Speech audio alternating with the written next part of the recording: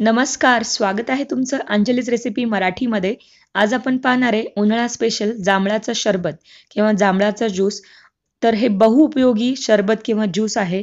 अतिशय गुणकारी आहे आणि डायबिटिक पेशंटसाठी सुद्धा खूप महत्त्वाचं आहे. तर चला मग आपण सुरुवात करूया. जांभळाचा ज्यूस किंवा सरबत बनवण्यासाठी इथे 150 ग्राम जांभळं घेतलेले आहेत.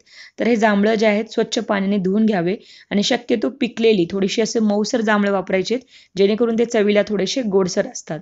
आता आपण जांभळं साईडला ठेवूया. त्याचबरोबर अर्धा एक चमचा आपण इथे मिरपूड घेतलेली आहे. त्याचबरोबर आपल्याला वापरायचे आहे इथे थोडंसं चाट मसाला, थोडासा अर्धा चमचा आणि इथे आपण 1 चमचा साखर वापरली.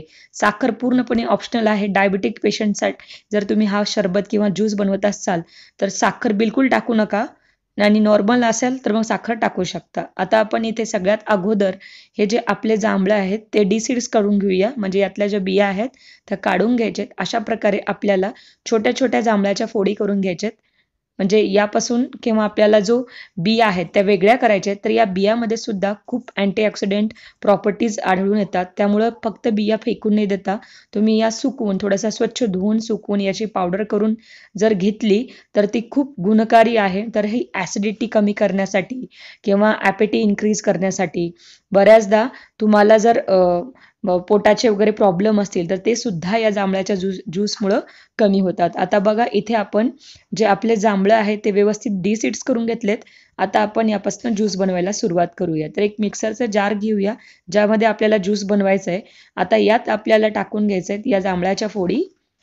असं छानपैकी बारीक करून घ्या. आता यातच आपल्याला थोडीशी मिरपूड टाकायची आहे आणि इथे आपण अर्धा एक चमचा चाट मसाला वापरलाय आणि 1 ते 1.5 चमचा साखर.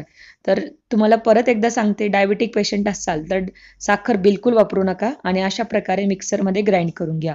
तर तयार आहे आपला इथे जांभळाचं सरबत किंवा जांभळाचा ज्यूस.